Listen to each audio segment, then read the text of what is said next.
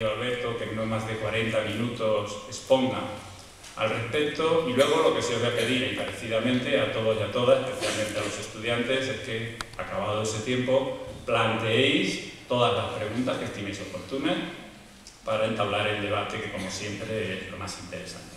Gracias de nuevo y Alberto tiene la palabra.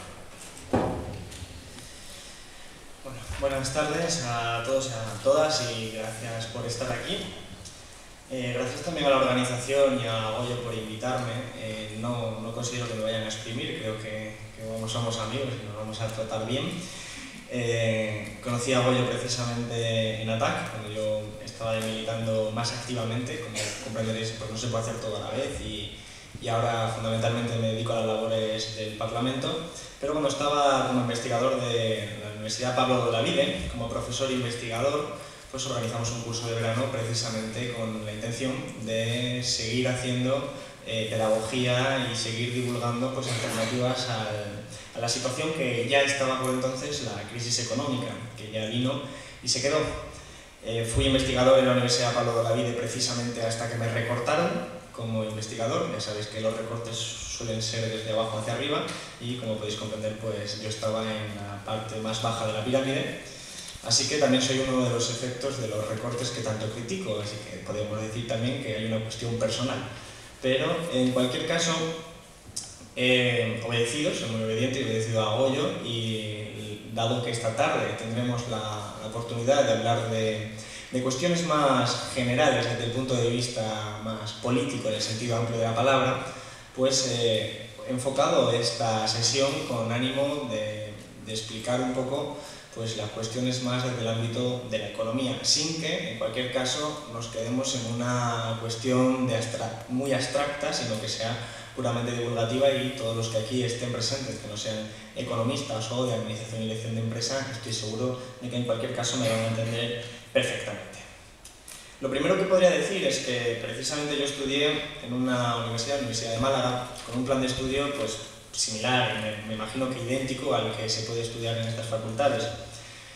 Y también lo hice antes de que empezara la crisis. Por lo tanto, las visiones que yo ya mantenía, que eran precisamente visiones que había aprendido fuera de la universidad, eso es un elemento importante, porque el plan de estudio pues, era muy limitado a una determinada visión de lo que es la economía. Luego entraré en esas diferencias.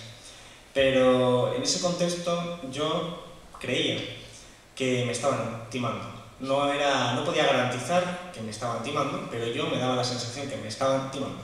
Recuerdo perfectamente un examen de teoría económica en primero de carrera que me decía, pues una típica gráfica de microeconomía, y me decía cuál es la solución óptima para el salario. Y la solución era bajarlo.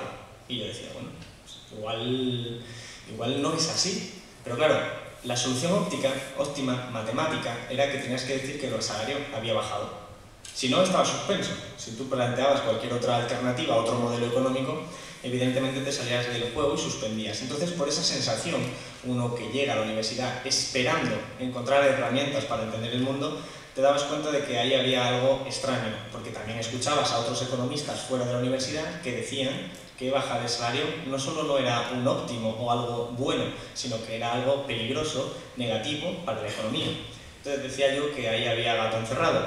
Sin embargo, no se podía percibir con facilidad porque la asignatura se llamaba teoría económica. No teoría económica de un tipo, sino teoría económica como tal. Años más tarde, en el último curso de carrera, un profesor neoclásico, neoliberal, es un planteamientos políticos, entró el primer día de clase y planteó en la pizarra una serie de autores, en orden cronológico. Empezó a poner a Keynes, empezó a poner a todos los autores, hasta que llegó a los suyos. Entonces procedió a tacharlos todos, hasta el suyo, evidentemente, y dijo, todos los anteriores son gentuza, tal cual. Dijo, y lo que yo os voy a contar en esta clase es la verdad absoluta. Claro, a mí se me vino el mundo encima, y digo, pero será vacilón este hombre. Claro, que he de reconocer que también me asusté.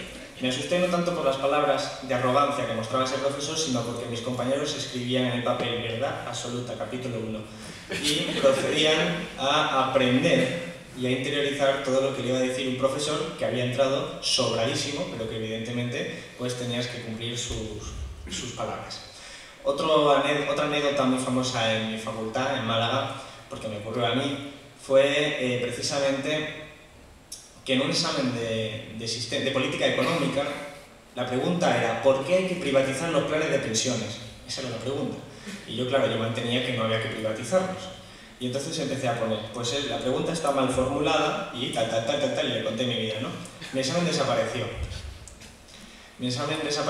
Y, bueno, apareció suspenso, pedí mi examen y no estaba. Mi examen no estaba, el profesor se había ido a China y total, que tuve que hacer otro examen de nuevo. Esos elementos a muchos les puede parecer una anécdota más allá, pero yo creo que son simbólicos. Son simbólicos porque hay un pensamiento único en las facultades. Y ahora estoy intentando ser provocador, contando anécdotas, porque entraré en el fondo ahora para justificar por qué esto es cierto.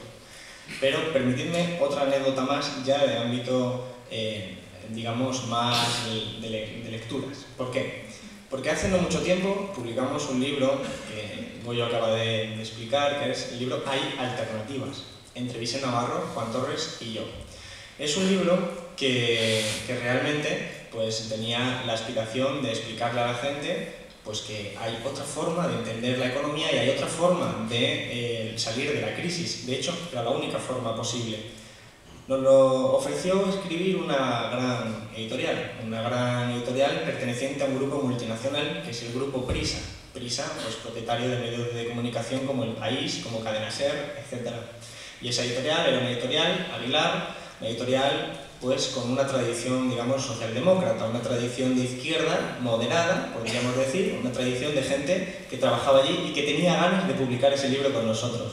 Así que, bueno, escribimos los capítulos, le gustaron, terminamos el libro, pasamos la prueba de imprenta y 2 semanas antes de que se publicara definitivamente, de que se mandara a imprenta, me llama uno de los autores, Juan Torres López, y me dice: Alberto, tenemos un problema. Me ha llamado la editorial y me ha dicho que hay una frase que hay que quitar. Y esa frase citaba a Emilio Botín. Dice, a Emilio Botín no nos podemos meter con él. Así, tal cual. La editorial se disculpaba. La editorial sí quería publicar el libro en las condiciones que nosotros habíamos presentado, pero le habían llamado desde arriba y le habían dicho, esto no va a salir, porque os estáis metiendo con Emilio Botín, y ya las razones que hubiera detrás no podemos investigar. Bien, nosotros ofrecimos cambiarlo, cambiamos Botín por Los Banqueros, para que fuera algo así. Encontraríamos otros momentos que los encontramos para meternos con Emilio Botín, pero cambiamos ese libro. Bien. ¿Qué ocurrió? Que yo me dio por ser candidato por Izquierda Unida en las elecciones y ya el Grupo Prisa, eso sí que no lo pasaba. Hacerle la publicidad a un candidato de Izquierda Unida ya era demasiado. De modo que lo que quiero representar es que cuando uno no está alerta ante el mundo que nos rodea, lo que estudiamos en clase, lo que leemos en los medios de comunicación, lo que escuchamos, entonces tenemos una gran probabilidad de ser engañados, estafados y evidentemente en beneficio de unos intereses que normalmente son intereses económicos, intereses empresariales que evidentemente pues, van a utilizar todo lo posible por jugar a su juego, que es el juego de una empresa capitalista, una empresa que su objetivo pues, es encontrar la máxima rentabilidad posible y encontrar al final formas más ingeniosas de hacer dinero.